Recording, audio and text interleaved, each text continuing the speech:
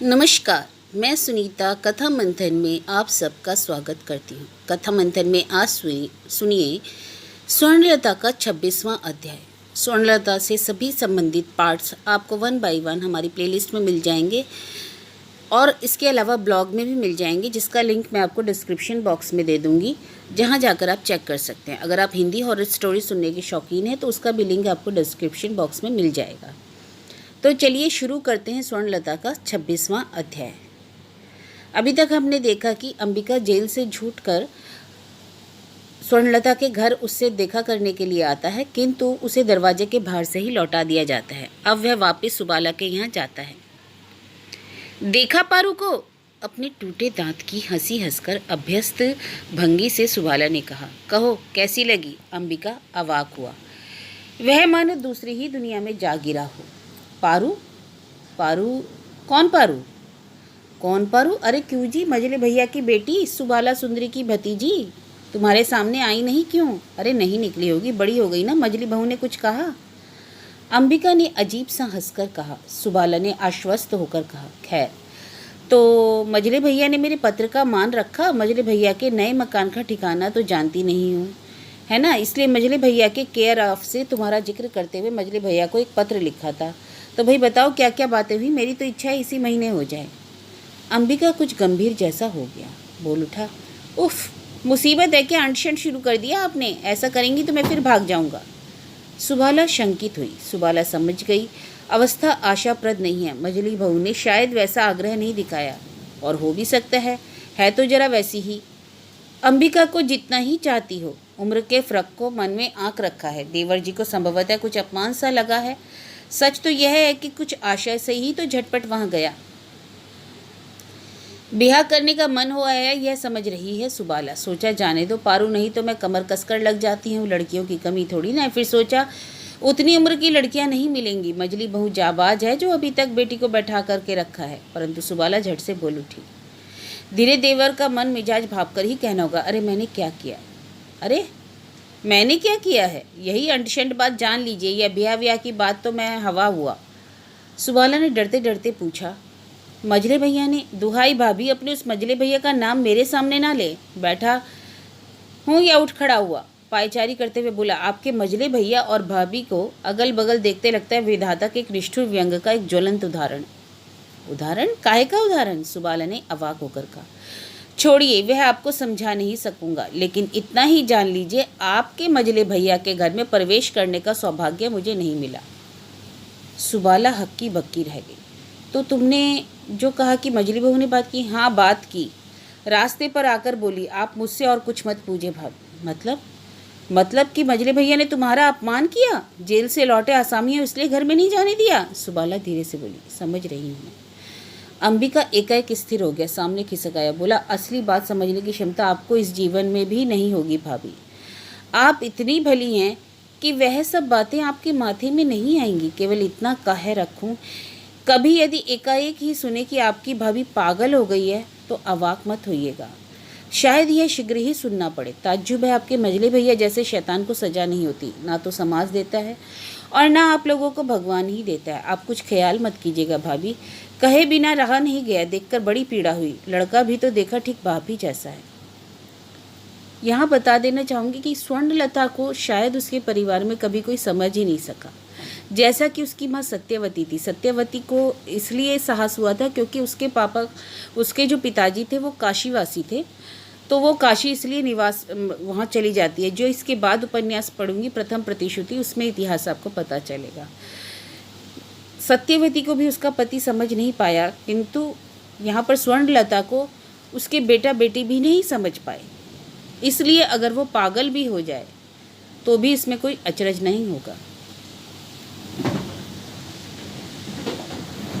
सामने से हट गया एक जलन भरे गले का आक्षेप सुनाई पड़ा। इस प्रकार से जीवन का अपचय होता है। इस प्रकार से इस हतभागे देश को कितनी महत्व वस्तुएं ध्वंस होती हैं। इस पाप का प्रायश्चित एक दिन समाज को करना ही पड़ेगा, क्योंकि नारी जाति का सम्मान सबसे बड़ा है। यहाँ नारी जाति, स्वर्णलता एक नारी है और नारी का मतलब हम लोगों के जीवन में जो नारी का महत्व है उसको दर्शाती है। किंतु उस युग में वो यही अपेक्षा करती है कि शायद आने वाले युग में नारी का सम्मान हो सके। उस युग में किंतु नारी को एक घर में रहने वाली वस्तु ही समझा जाता था, जिसकी कोई अपनी इच्छा अनिच्छा नहीं हो सकती थी।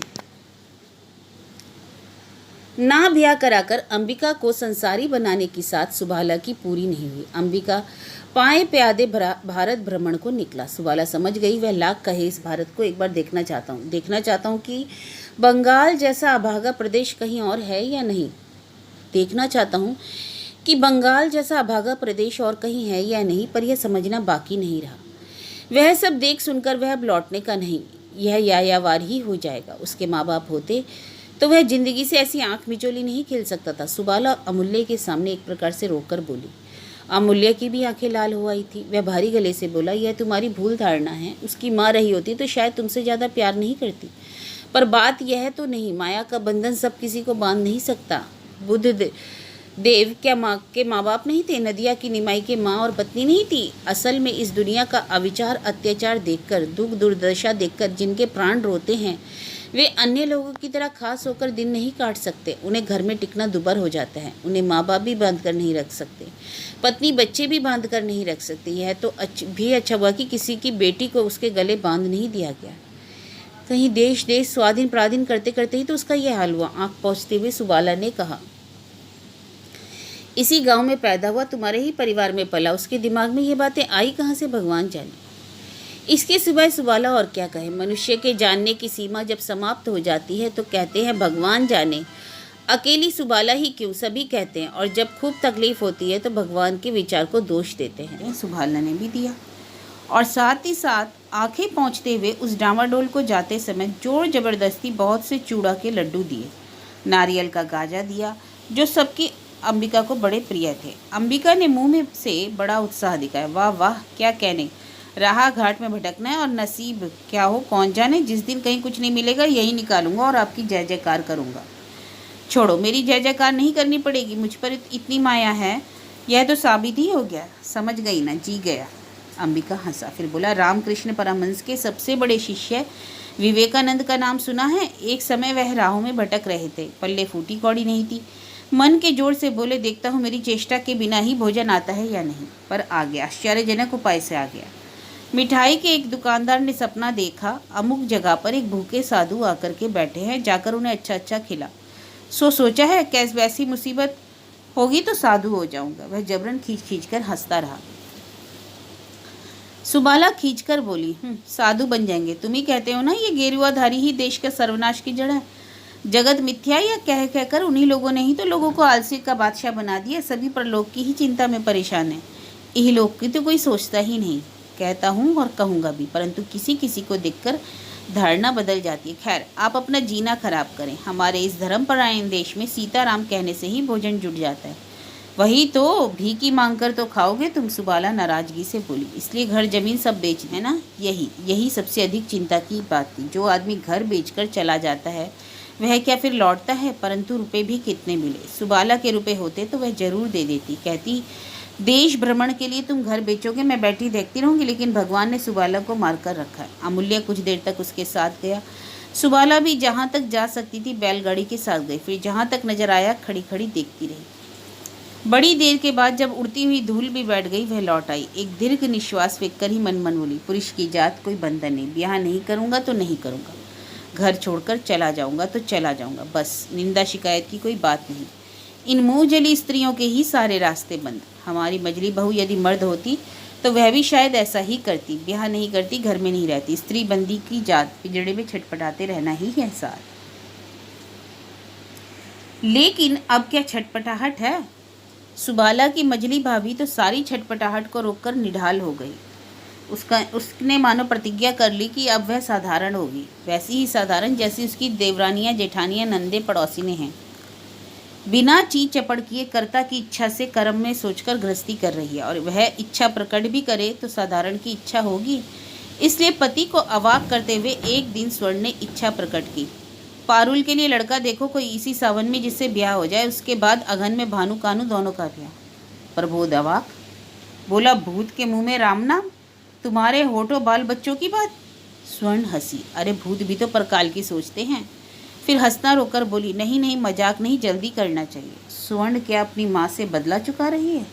वह क्या रात के अंधेरे में बिस्तर से उठकर बरामदे में खड़ी हो आसमान की ओर ताकते हुए किसी एक उज्ज्वल नक्षत्र से कहती है, ठीक हो रहा है ना, इसी को पूर्णता कहते हैं। ठीक वही।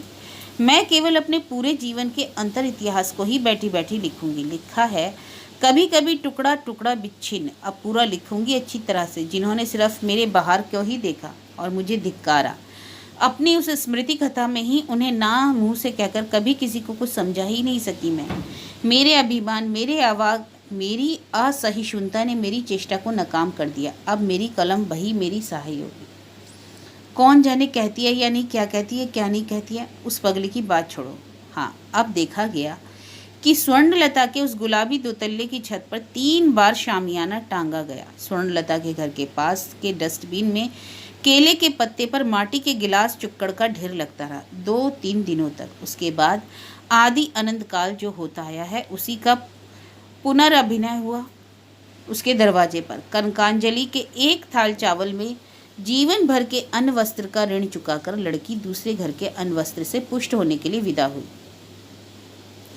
और जलधारा दिए पथ से दूध आलता के पत्थर पर आ खड़ी हुई बहू इस घर के अन्न जन पर दावा लिए। दोनों ही दृश्य में शंख बजा, उलूध्वनि हुई, वर्ण डाली सजी।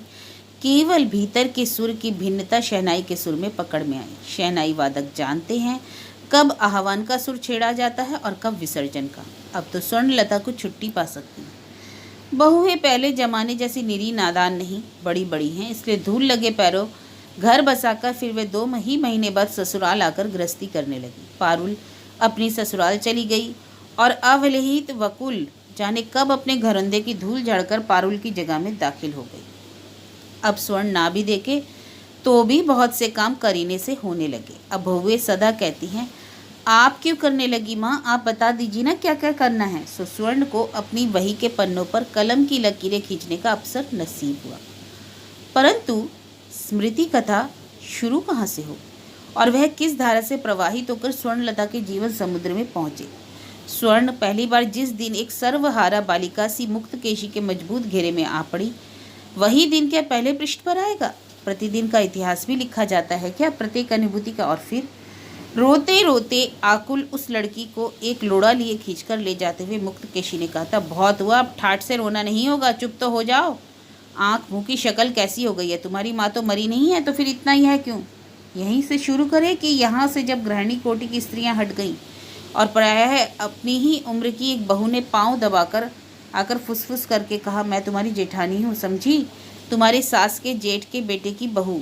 आंगन के बीच में यह दीवार खड़ी है ना, इसके उस पार का हिस्सा हम लोगों का है, आने नहीं देते हैं। इस ब्याह में आने का हुक्म मिला है, लेकिन एक रास्ता है और उसने बता दिया, सीढ़ी के रोशनदान से किस प्रकार योगायोग हो सकता है। उस समय छत की उस रोशनदान तक स्वर्ण पहुंचती नहीं थी, इसलिए 2 ईंटें लाकर वहां रखी थी। उन्हीं पर खड़ी होकर 4 आंखों का मिलन होता। उस रोशनदान से केवल हृदय का ही आदान प्रदान नहीं होता था, बदस्तूर सार वस्तुओं का भी होता। बेर का अचार, आम का मुरब्बा, मसालेदार इमली, कटबेल, फुलौड़ी, बड़े, बहुत कुछ अवश्य जो अपने हिस्से का होता उसी से निकालकर, सुपारी, धनिया तक। साबिक मकान की टूटी दीवार के अंतराल में स्वर्ण ने जो कुछ वर्ष बिताए, उनमें यह सखित्व मरुभूमि से जैसा था। जब और कुछ उम्र हुई तो यह आदान प्रदान बेर के अचार तक ही सीमित नहीं रहा। रोशनदान की एक ईंट को ठोक ठोक कर हटाया गया और फिर उस प्रशस्त पद से किताबें आने लगी। स्वर्ण की ओर से देने को कुछ नहीं था, उसका काम था लौटाना। देती थी जयावती, मुक्तकेशी के जेठ के लड़के की स्त्री। उसका पति मुक्तकेशी के लड़कों जैसा नहीं, वह वास्तव में सभ्य, मार्जित और उदार था। वह किताबें ला ला कर स्त्री को दिया करता कि उसकी आँख कान कुछ खुले। जयावती ने यही कहा था दिन में सबके सामने तो पढ़ नहीं सकते, इसलिए छिपाकर रात में तुझे पढ़ने का शौक है। यह सुनकर वह तो एक लाइब्रेरी का सदस्य बन गया है। हंसकर बोला, अपने उस रोशनदान के रास्ते ही उसे पहुंचाओ। जयावती की उम्र 13-14 की, ब्याह हुए 3 साल हो गए, इसलिए पति के किस्से उसके पास है। उन्हीं किस्सों का उत्साह है उसे। उसके मुंह से पति के किस्से सुनकर स्वर्ण स्पंदित होती थी और सोचती, ताजुब है, ये एक ही घर के हैं। विवाह के बाद अवश्य साल भर तक स्वर्ण को बहुत सख्ती से रखा गया था। स्वर्ण को सास अपने साथ सुलाती थी, नेहर की बल बला तो थी नहीं, इसलिए लिहाजा घर बसाने का प्रश्न भी नहीं हुआ, नहीं तो 1 साल तो वहीं रहना था। परंतु साल भर के बाद जब स्वर्ण ने यह परम अधिकार पाया, रात का अधिकार, उस परम सौभाग्य को उसने परम आनंद से लिया था।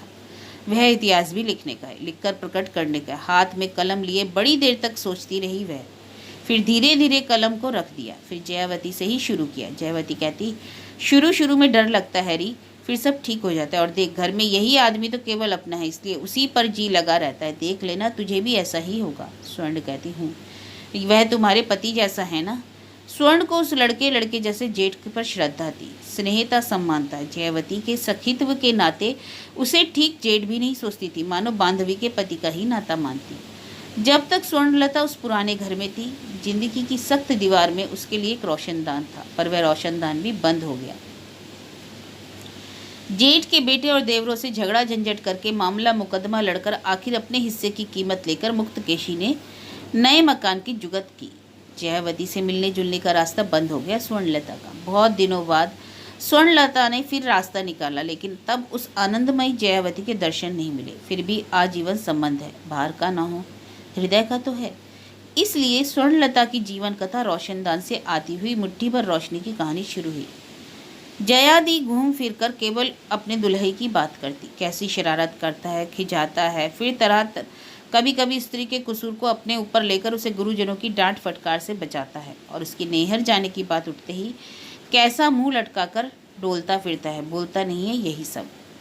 उससे अपना कुछ भी मिलता मिलाता नहीं। मेरे जीवन में नेहर नाम की कोई चीज़ ही नहीं, और कसूर अपने ऊपर लेना, बल्कि इसका उल्टा। माँ से अच्छा लड़का कहने की ताक में मेरा पति मेरा दोषी दिखाता फिरता है। देखता है ना, माँ इसी से सबसे अधिक संतुष्ट होती है। ठीक है, वही करो, माँ की दुल्हरा बनो। परंतु वही आदमी जब बीवी को दुलाराता है, मारे गुस्से के तन बदन में आग नहीं लग जाती। दुलार दुलार क्या, हाथी जी में आता है कमरे से निकालकर रास्ते पर भाग जाऊं, कि छत पर चली जाऊं, ठंडी हवा में अकेली पड़ी रहूं। उफ, कैसी सजा। अच्छा जयादी, मेरे पति भी क्या ऐसा ही है? ऐसा ही हो सकता है भला, होता तो क्या जयादी खुशी से वैसी इतराती कैसे? मेरा ख्याल है उसका पति जरूरी भद्र है, सभ्य है, भला है। पीली पड़ गई। बही के एक पन्ने में इतना ही लिखा था। उस पन्ने की ओर ताकती हुई सोचने लगी स्वर्ण, क्या उम्र थी उस लड़की की? किंतु यह किसी ने नहीं सोचा, बल्कि सास की सहेलियों ने आकर फुस फुस करके बातें की। फिर गाल पर हाथ रखकर कहा, हाय राम, ऐसा? फिर तो बहू बड़ी वैसी है। बेटे का ब्याह करके तुम्हारा तो खूब हुआ। स्त्रियां ही तो स्त्रियां की शत्रु हैं। गृहिणियां यदि जरा भी सहानुभूतिशील होती, तो कुछ भी ममतामयी होती, तो शायद समाज का चेहरा ही और होता। सो नहीं, वे अत्याचारी पुरुष समाज की सहायता ही करती हैं कि पुरुष वर्ण समाज शोध के गठन के समय स्त्री जाति की ईंट चूना सुर्खी के सिवाय कुछ नहीं समझता। चुनाई के समय वह सब समय जैसी जरूरत वैसा ही उपयोग करता है। लावारिस विधवाओं का दायित्व कौन ले उनके रोटी कपड़े का भार? इसलिए उन्हें जलाकर मार दिया, समस्या हल। देश में स्त्रियों की संख्या अधिक है, पुरुषों की कम। एक एक पुरुष की कई कई ब्याह, समस्या मिट गई। हो सकता है इसी देश में भविष्य में ऐसा भी हो दिन आए कि पासा पलट जाए, तब ये समाजपति ही निर्देश देंगे, सभी स्त्रियां द्रौपदी बने, वही महापुण्य होगा। कभी बाल विवाह की आवश्यकता थी, इसलिए बेटी के साथ बाद ही सामने प्रलोभन बिछाया जाता। कन्यादान करके पृथ्वी दान का पुण्य मिलेगा, गौरी दान का पुण्य। वैसा नहीं करने से 14 पुरुष तक नरक में जाएंगे। अर्थ समस्या, अंश समस्या के कारण कन्यादान के पुण्य लाभ की से समाज में मिटती जा रही है। लिहाजा जब 14 पुरुष नरक में नहीं जाते, शायद ही ऐसा दिन आए जब यह समाज कहेगा बाल विवाह बुरा है, बाल विवाह महापाप है। जाने किस देश में तो खाद्य समस्या के समाधान के लिए जन्मते ही लड़कियों को मार डालते हैं। कहीं मुल्क में वे जनसंख्या बढ़ाएं और वहाँ बांझ होना एक बहुत बड़ा अपराध है। स्त्रियों को शतपुत्र जननी होने को उत्साहित किया जाता है। कौन कह सकता है पासा पलटे? बहुत बच्चों वाली को फांसी पर लटका दो, औरतें ही तो सब तोड़ फोड़ है। किंतु इस पुरुष जात में बोलने की वह चातुरी है कि स्त्रियां सोचेंगी वही ठीक है, यही धर्म है, इसी में मेरे इहकाल परकाल का भला है। पति परम गुरु, पति से बढ़कर देवता नहीं। धोखेबाजी, चकमेबाजी। परंतु कब तक चलेगा? औरतों की आंखें नहीं खुलेंगी क्या? कौन जाने, शायद ना खुले, या खुले भी तो चालाक जात फिर कोई दूसरी चाल चल ले। यहाँ हम देखेंगे कि औरतें ही औरतों की दुश्मन होती है। ये किस तरीके से लेखिका ने समझाया है। मूर्ख हैं, घोर मूर्ख हैं। इसे पता चलता है कि अहंकार क्या तोड़ फोड़ कर चलाती रहती है। सोचती हैं, आह कितनी मूल्यवान हूँ मैं, तुझे प्यार करता हूँ, मेरी पूजा करता है, मेरा श्रृंगार करता है। मेरी देह तो उसके सोना जमा करने का संदूक है। यह नहीं सोचती मेरा सास श्रृंगार तो उसके ऐश्वर्य का विज्ञापन है। ये ख्याल नहीं होता कि मैं गहने कपड़े से लुभाती हूँ, प्रेम के प्रकाश से मोहित होती हूँ। छी, यूं ही कह रही हूँ कि परले सिरे की बेवकूफ़ है।